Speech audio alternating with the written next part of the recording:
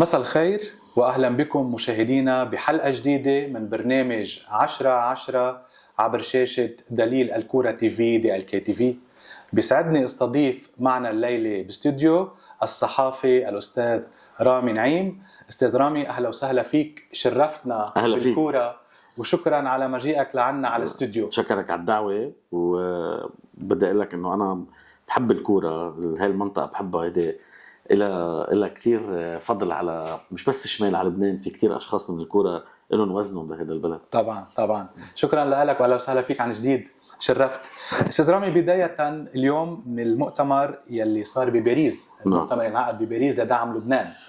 اليوم شو أهمية هذا المؤتمر على الصعيد لبنان بشكل عام وعلى الشعب اللبناني؟ أهمية المؤتمر اللي صار بباريس هو هذا المؤتمر إنه أتى من دون شروط سياسية مفروضة على لبنان. نعم. ما يدل على إنه بالسياق ذاته إنه هذا المؤتمر عارف إنه لما يدفع المصادر رح يكون الموضوع قد انتهى في البلد. يعني إجمالا يرتبط أي مؤتمر بدعم لبنان بتطبيق قرارات وتطبيق قرارات. صحيح. لم نسمع أي شيء من هذا القبيل، ونمي إلينا من بعض الأشخاص الموجودين كمصادر إنه كل الموجودين كانوا عارفين إنه لبنان المستقبل القريب إذا الله أراد سيكون أفضل من لبنان اللي نحن مرقنا فيه. أستاذ رامي، اليوم المؤتمر هل عم يمهد لحل سياسي فعلي لأنهاء هذه الحرب القاتلة؟ المؤتمر لا يمهد للحل السياسي، المؤتمر سيعطي لبنان المال والدعم وكذا بعد نهاية الحرب، يعني بعد الحل السياسي. بس أنا برأيي الحل بس هو مش بادرة خير برأيك اليوم؟ لا اليوم أكيد بدل خير. أكيد فرنسا آمنت وهي بتآمن أصلا بلبنان وبشعبه وحبت تعمل هالمبادرة. اليوم ما في حلول عم تنحكى بالسياسة جدية، وخصوصا على قرار 1901. بس انطلاقة هذا المؤتمر مش برأيك بادرة خير تنصير على الطريق المضبوط أو لا؟ أكيد كل شيء يدعم لبنان والجيش اللبناني والمؤسسات اللبنانية والشعب اللي يعيش هالوجع الموجود بلبنان أكيد بادرة خير. نعم. هذا موضوع مرتبط بالسياسة، ما فينا نفصل عنه. ما في تيجي تقول لي اليوم انه المؤتمر ممكن يكون خير للبنان، ولكن هذا المؤتمر سيغض الطرف انه يبقى سلاح حزب الله، او يبقى القرار 1701 مش منفذ، او 1559 مجتزأ، او 1680 غير مكتمل. الحل بلبنان هو جزء من حل للمنطقة ككل. هذه هي الحرب الأخيرة التي ستخوضها الولايات المتحدة الأمريكية. ما حدا يخبرني أنه إسرائيل خايدة هذه الحرب. هذه حرب مش إسرائيل، هذه حرب الولايات المتحدة الأمريكية. نوعية الصواريخ اللي بدها إذن أنه تنضرب من أمريكا هي اللي عم تنضرب بلبنان. التمويل الضخم يلي عم توفر الولايات المتحدة الأمريكية لإسرائيل، هذه هي الحرب، مش مين بيطلع بالطيارة وبيكبس كبسة. إسرائيل تخوض الحرب بإذن من أمريكا، من الناتو، من المجتمع الدولي يلي صامت كلي على اللي عم يصير بلبنان. ليه؟ لأنه تعبوا من حزب الله، تعبوا من إيران وأجنحة إيران بالمنطقة. يا خيي أنا بلبنان وتعبت منهم. كيف كل هالدول المجاورة بالمنطقة يا خيي ما بقى يخبرونا؟ كل ما تقول لهم نحن ضد سلاحكم وضد سياستكم بيقولوا لك أنت عميل. كل ما تقول لهم نحن مش رح نرضى بقى إنه ننحكم بهيدي الطريقة اللي عم تحكمونا فيها بيقولوا لك أنت صهيوني. خيي لا صهيوني. أنا بلبنان من زمان، من أيام زمان، نرجع أنا وياك بعد الاستقلال. لما نرجع قبل الاستقلال ما كان في بلبنان رأي واحد. نعم. ما كان في رأي واحد. أتى الحزب السوري القومي الاجتماعي، القومي السوري الاجتماعي، يقول إنه أنا لا أؤمن بنهائية الكيان اللبناني، وما حدا خون القوميين. لك قديش راحوا.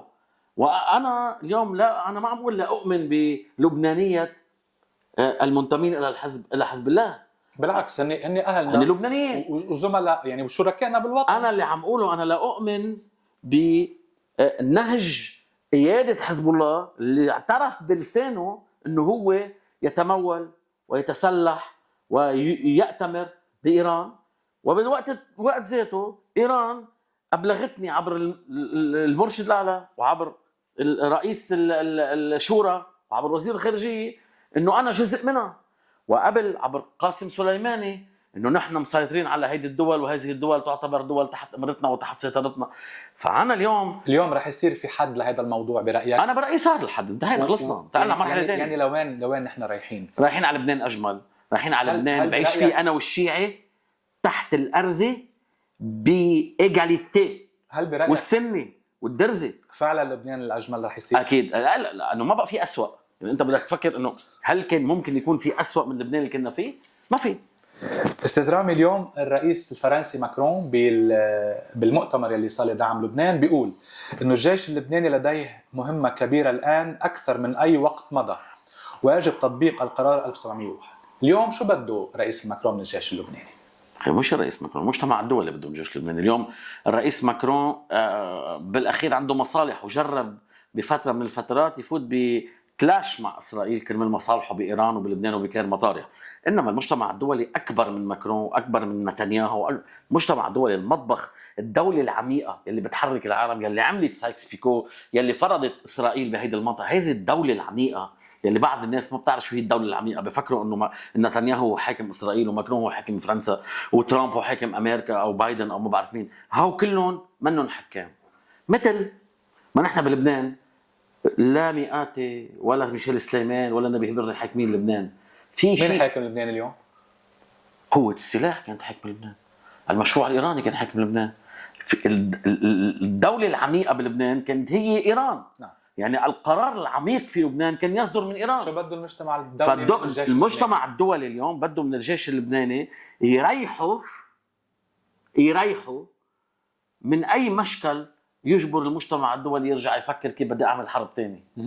يعني اليوم يعني بدهم يدعموا الجيش اللبناني من اكيد اكيد يكون القوي على الارض. اكيد، ولكن مش جيش هجومي. ما انتم يعطونا طيارات لنحارب اسرائيل. طب بدي اسالك سؤال من الاخر استاذ رامي، اليوم وقفت الحرب ورجعت بعد فتره، بعد 6-7 سنين 5 سنين اللي هن رجعت اسرائيل تحركت بلبنان وقررت انه بدها تعمل حرب عليه. هل الجيش اللبناني قادر يدافع حتى لو تسلح استاذ رامي؟ يا استاذي بدي اقول لك شغله واحده بس. نحن علينا نحمي حالنا. هلا بدك تقول لي اذا قررت اسرائيل ترجع تحتل لبنان، طيب اوكي، انا بالنتيجه بدي ارجع اشوف كيف شو السبل اللي بقدر امنع انه اسرائيل تفكر بهذا الشيء. تبين مع الوقت انه قوتنا مش بالسلاح، قوتنا بالدبلوماسيه. حشرة كيف؟ فضل. كل قوه الردع اللي حكينا عنها طلعت كذبه.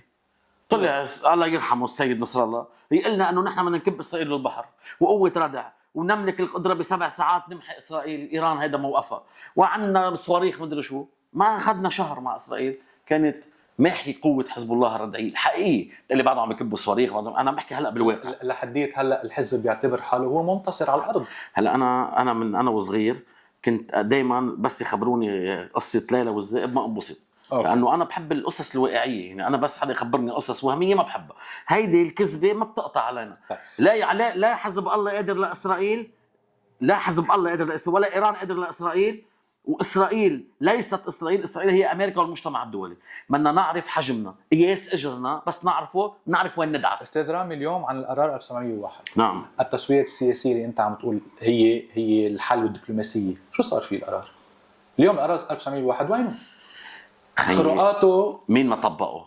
اول شيء مين ما طبقه؟ بدايه الخروقات اللي عم تصير من اسرائيل، الطيران اليوم هذا شو؟ هذا قبل الحرب. انا بدي اشرح لك شغله. ال 1701 لما انعمل اجوا حزب الله قال نحن بنطبقه. هن والرئيس بردي جربوا يتذاكوا على المجتمع الدولي ما بيتذاكوا بالداخل اللبناني. يعني كيف بيتذاكوا بالداخل اللبناني؟ بيقول لك خذ هول الوزراء لك وبيكونوا ضابين وديعه عندك. حركات رئيس بري ارانبو اجى عم يطلع ارانب بالرئيس بري مع مين؟ مع هوكستين مش ليس مصاب. هوكستين هو صاحبه ليس مصاب، بس هو مش ليس مصاب، هو ممثل الاداره الامريكيه. شو بقول ليس مصاب؟ لا بحبه، بس انه ليس مصاب فيك تحكي معه وتطلع ارانب. بالنتيجه لبناني مصالح اللعبه انت وياه. انما هوكستين يمثل الاداره الامريكيه. انت عم تلعب مع الاداره الامريكيه، ما بتزبط. بدك تطبق 1701. بال 1701 اذا بدك تطبقه بلا 1559 و16 80 بس لحاله بهالقد سذاجه، بدك تشيل حزب الله لوراء الليطاني. صحيح. طيب لا طبقت 1701 بالصيغه الهشه، ولا طبقته بال 1559 ولا طبقته بال 1680 وجاي تقول ايه اسرائيل تخرق الاجواء اللبنانيه. خيي اسرائيل هلا بالديل اللي عم ينعمل هلا، بتعرف شو الديل؟ الجو والبحر تحت امره اسرائيل. واسمع شو عم اقول، اسمع. وسيوقع الرئيس بري والرئيس ميقاتي والدوله اللبنانيه على اللي عمل لك اياه هلا. بس كلام خطير. خيي مش انا اللي عامله، انا قلنا لهم طبقوا قبل ما نوصل لهون. اليوم شو يعني اليوم اذا كنا نحن محاصرين، مش محاصرين، مراقبين جوا وبحرا وبرا باخره الطريق كمان، انه كيف يعني انت وين استقلاليه البلد؟ شو هي؟ وين البلد المستقل؟ وين البلد السيادي؟ وينه؟ يا استاذ يا حبيبي، لكي تصبح بلد تحترمك العالم عليك انه انت تحترم حالك العالم تحترمك. نحن لا عنا مقومات دولة، ما في مسيحي بيحترم شيعي، ما في شيعي بيحترم سني، عم بحكي على مستوى المسؤولين والقيادات وعلى مستوى القرار، ما في سني بيحترم درزي، كله بيحترم بعضه علنا، انما تطبيق الاحترام على على ارض الواقع مش موجود. بس يا رامي اليوم الاحتضان لاهل الجنوب، هودي اهلنا ويلي طيب. يلي هن بمحل ما جينا على الاحتضان، جينا على ما رفضتهم، جينا على الاحتضان. الانفجار الكبير سيكون بعد 6-7 أشهر عندما يتأكد اللي موجود عندك وعندي انه ما في امل بعودته الى الجنوب. شو رح يعمل؟ ركز معي، لن يعود الشيعة الى الجنوب. يا رامي كلام خطير. خي مش انا عم بخترعهم، خلي الكلام بس نحكي. بس كنا نقول قبل ستدمر اسرائيل الضاحية والجنوب. انا بتذكر طلعت بمقابلة على احد القنوات الصديقة من 5-6 أشهر وقلت اطلب من اهل الجنوب الانسحاب من الجنوب لسلامتهم. انعمل علي حملة من قبل فريق حزب الله اني انا يمكن عشوائي رح يسموني افخاي ادروي. عم بحكيك جد. طب انا ما بحكي لانه انا في عندي اجنده، انا بحكي واقع. اسرائيل تعرف جيدا للمجتمع الدولي انه حزب الله هو بيئه، لانه عندهم تجربه حماس. حزب الله هو بيئه، وجود الشيعة بالقرى الجنوبيه اللي هي قريبه على الحدود مع اسرائيل سيولد بعدين زيت اللي ولده هلا اذا كان في قابليه باي دوله كانت. يعني هي هجرتهم اكيد مش حيرجعوا. بس شيخ مشروعه الشيخ نعيم قاسم قال باخر خطاب له او قبل اخر خطاب نحن سنعيد اعمار جنوب ورح ترجعوا كلكم على بيوتكم كده. انا بعتذر منك، بدي احترم الشيخ نعيم قاسم وما جاوب. طيب اوكي، بس بدي اقول لك شيء واحد. اسرائيل هجرتهم من الضياع لما يرجعوا. استاذ رامي هذا مشروع اسرائيلي. مين فشل زياره هوكشتاين؟ ما اجى بزياره فاشله، هو اجى بزياره وداعيه. هو بعد جمعه كان في انتخابات امريكيه هو رح يخلص هو اجى بزياره وداعيه. مين ما وصل هاريس ولا ترامب هو خارج المعادله، هو ابلغ انه انت مهمتك خلصت. اجى بزياره وداعيه، عمل واجباته، ريح ضميره انه انا جيت جربت. هو عارف من قبل انه ما حيمشي الحال. وموقف الرئيس ميقاتي اليوم من فرنسا بيأكد انه الدبلوماسيه فاشله لانه بكير للقرار. تصعيد الرئيس ميقاتي واللي بيقولوا الرئيس ميقاتي انه لا مفاوضات الا ما توقف اسرائيل الحرب، يعني لا مفاوضات لانه اسرائيل ما حتوقف الحرب. نتنياهو عنده خيارين، يا بيرجع منتصر مثل ما انتصر بغزه وانه رجع اهالي الشمال، يا بيروح الحبس. هيدي البطوله اللي عملها من بعد بن غوريون، هو تاني واحد باسرائيل يمكن يسبقه كمان بالعظمه. مش رح يقبل كرمال لا حزب الله ولا نجيب مئاتي ولا نبيه بري انه يخسرها. قديش مستمره الحرب؟ طالما حزب الله هو حرام للامانه، حزب الله استسلم للامانه. وين استسلم؟ تعال اشرح لك. حزب الله استسلم.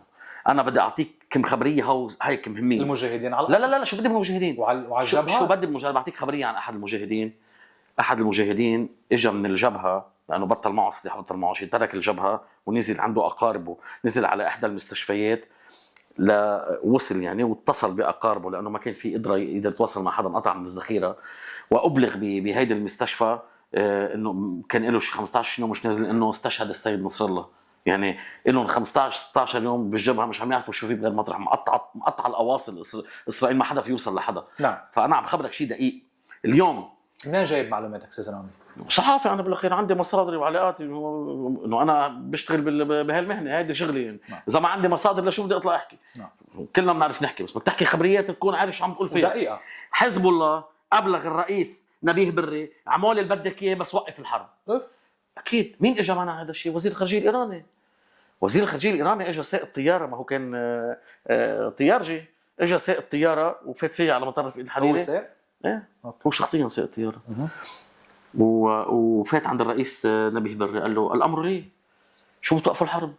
بدها توقف الحرب، بدها تكفي الحرب. طلع قال المرشد الخامنئي، شو قال؟ كتب تويت على اكس، شو قال فيها؟ لا فصل للجبهات بين لبنان وغزه. شو كان صاير؟ كان قبله بشوي صغيره طالع حسين حسن وقايل نعم لوقف الحرب وفصل الجبهات. امين شري، حتى الشيخ نعيم قاسم بخطابه الاخير قال نسلم الامر بموضوع للرئيس نبيه بري. صحيح. ماذا يعني نسلم الامر للرئيس نبيه بري؟ بدهم دبلوماسيه. يعني الرئيس نبيه بري اذا قال وقفت الحرب، هن بيقولوا هيك قال الرئيس بري، عم يشيلوا عنهم حزب الله. لذلك حزب الله اعلن الاستسلام مش الانكسار. بدهم يفهموا انه نحن بنقول له الاستسلام لا يعني الانكسار. نعم. انت اليوم لحتى توفر موت لناسك وبهدله ومحاوله تحقيق الحلم الاسرائيلي بتهجير كل الضياع بالجنوب وبتحويل لبنان لغزه، وعم بنشوف بعيوننا انه عم بيحقق اللي بده اياه. في ضياع الدم مريض. خلص شيء مؤسف. بتعرف حرام. بتعرف ليه عم يدمروها؟ هذا حرام. اللي بيقول لك عن اللي عم اقوله. تعال لك شو هو. حرام. عارفين ما في ناس، وعارفين ما في صواريخ، وعارفين ما في اسلحه، وعارفين ما في شيء ببعض القرى، عم يدمروها لانه هيدي ضمن سياق ممنوع ترجع تتعمر، ممنوع ترجع تنسكن. انت ممنوع يا ابن جنوب ترجع تطلع على هيدي المناطق. الشيعة على حدودنا ممنوعين. هذا المخطط الاسرائيلي. ساعدون يا حزب الله، ساعدون بيحققوا هذا الهدف وهذا الحلم. بعدين شو بصير؟ تطلع الصرخه بالمناطق الاخرى. الشيعة اليوم وين بدهم يعقدوا؟ كيف بدهم يعمروا؟ الشيعة كيف بدهم يعمروا؟ الشيعي طبيعه تركيبته ما بتزبط انه يكون عم بيعمر بمنطقه بالمتن وبكسروان وبغير مطرح. التمدد السريع، الشيعي مبني على الانجاب الكثير، هيك هن وهذا حقهم. اكيد. انما بشكل خطر عليك بمنطقتك اذا انت قاعد بهالمنطقه تتحول هيدي المنطقه فجاه الى منطقه ديموغرافيه شيعيه كلها بدون ما انت تكون مقرر او لا. هيدا الشيء، هيدي طبيعتهم. فانت بدك تفوت بمشاكل بمناطقك، بمشاكل كثير كبيره. هذا مخطط كثير كبير. اكيد وخطر. مخطط خطر جدا. استاذ رامي، ماذا عن انتخاب رئيس البلاد يلي صار له سنتين او اكثر شوي هالمقعد؟ ذكر مقولة مخيل ظاهر او الفوضى؟ قفل الباب. ذكر مقولة مخيل ظاهر او الفوضى. جوزيف عون او الفوضى. تذكر لما ما انتخبنا مخيل الظاهر وقت كان مخيل ظاهر او الفوضى، ايش الفوضى؟ جوزيف عون او الفوضى. هل هو المرشح اليوم الاوحد والاوفر حظا برايك؟ ليك ما في شيء اسمه اوفر حظا او غير اوفر حظا. الامريكان ما قرروا شيء ما عملوه.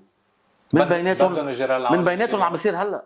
طلعت بال 2006 كوندوليزا رايس بال 2006 قالت الشرق الاوسط الجديد. شوفوا هلا 18 سنه الى قايلتها. ايه بس انه 18 سنه عمر يعني. خي بس اخذ معها وقت. ايه بس هو مين قال لك انه هي مرشحه جوزيف عون اليوم؟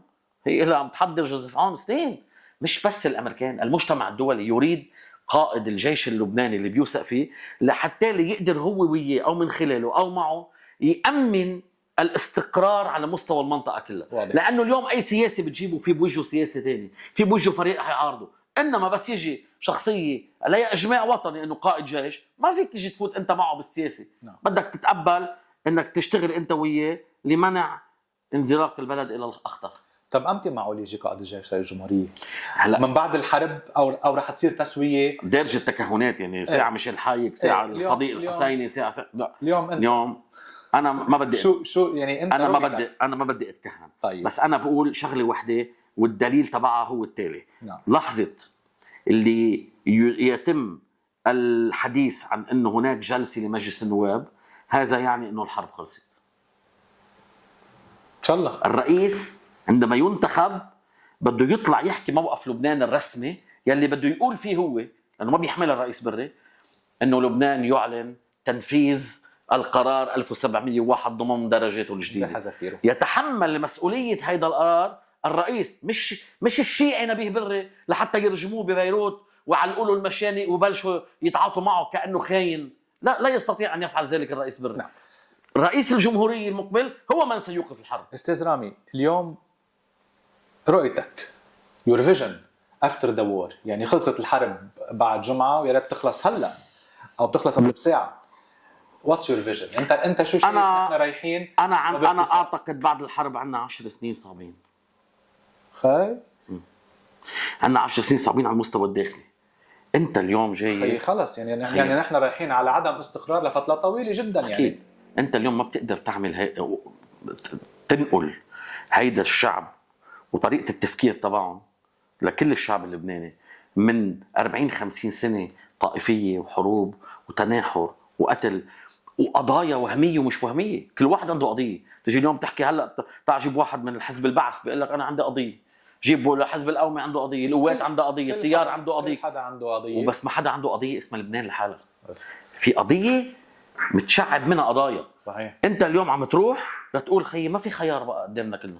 نحن القضيه تبع السنه خسرت، قضيه الشيعه خسرت، قضيه المسيحيين خسرت. لا، القضيه الوحيده اللي نجمع عليها وبدنا ننجح نحن وياها القضية اللبنانية. القضيه اللبنانيه. تتفق على القضيه اللبنانيه بدك تنمي هالفكره باجيال جايه. واضح. تطلع من هالاجيال اللي موجوده من عمرنا والاكبر والاصغر شوي، بدك تشتغل على الجنراسيونات الثانيه الاصغر شوي بالمدارس وبالتثقيف السياسي وبالتربيه وبمناهجنا وبالاختلاط اللي عم يصير هلا اللي هو ايجابي رغم كل سلبياته، في منه ايجابيه. اليوم الشيعي مع الماروني مع صح. السني مع الدرزي عم يتعرفوا على بيئة عم بعضهم. بفوتوا على الاختلاط. كان في تباعد مخيف. صحيح. وكان البلد مقسوم عمودي، صحيح. يا معي يا ضدي، ما في بالنص. هول كلهم بدهم وقت، ما في بيومين وثلاثه يصير، ما بتزبط. طيب هل رح يتحسن الوضع الاقتصادي بلبنان برايك بالسنوات المقبله، يعني خلال سنه سنتين؟ اكيد رح يطلع درجه تحسن او لا؟ اكيد اكيد. انا بقدر اكد لك انه الوضع الاقتصادي بالبلد بده يتحسن، لانه المجتمع الدولي بده يريح لبنان، لانه خلص انه بتاخذ قرار انه هيدا البلد بده يرتاح من ناحيه انه الحروب والمشاكل. رح يصير في استثمارات خليجيه تلقائيا، رح تبلش الوضع والعجله الاقتصاديه تتحرك وتبرم وتتطور. بدنا وقت لنرجع مثل ما كنا على زمن البحبوحه، لو المصطنعه، بس كان زمن حلو كثير ما فينا ننساه. بدنا وقت لنرجع نرتاح اكثر والشعب يرتاح اكثر ويرجع الليره الى قيمتها، ويرجع اللي خسروا مصرياتهم يحصلوا قد ما بيقدروا يحصلوا منهم، وتحلم بلبنان. مش اليوم ان شاء الله نام عشيه وتوقع عشيه. ان شاء عشيه. الله اولادنا رامي انا برايي الحلم تبعنا هو يتحقق مع اولادنا ان شاء الله. ان شاء الله. استاذ رامي، انا كثير انبسطت فيك اليوم، واهلا وسهلا فيك عن جديد بالكوره وبشمزين. شكرا لك، شرفتنا. بدي اختم معك قبل ما اختم انا مع المشاهدين، بحب حضرتك تتوجه للكاميرا وبكلمه مختصره للبنانيين، شو بتقول لهم؟ اولا انا بعتبر انه ما في لبنان من دون ما نكون موحدين كلنا مع بعضنا. انا بوجه حديثي للمسيحي يلي انا منهم قبل اي طائفه تانية بالبلد، بطلب منكم طلب واحد وهيك بمحبه كثير كبيره، حولوا الطائفه تبعكم الى طائفه لبنان بس، وكونوا حد الشيعي اللي قاعد بيناتكم، ورجعوا فكروا انه السني اللي قال لبنان اولا، والدرزي مات بالجبل وبغير الجبل كرمال لبنان. لبنان مش بس لنا، لبنان لكل اللبنانيين. بس نحضن بعضنا نقوى، وبس اي طائفه منا تضعف نخسر كلنا. الله الله الله، هذا انت؟ هو هي انا. الله، يعني حقيقة هيدي الكلمة، هيك الحلقة كانت شوي حلوة وفيها اكشن، بس هاي الكلمة عن جد رائعة رامي. اهلا وسهلا فيك. شكرا. مشاهدينا، نحن وصلنا لختام هذه الحلقة من 10 على 10. تصبحوا على الف خير والى اللقاء.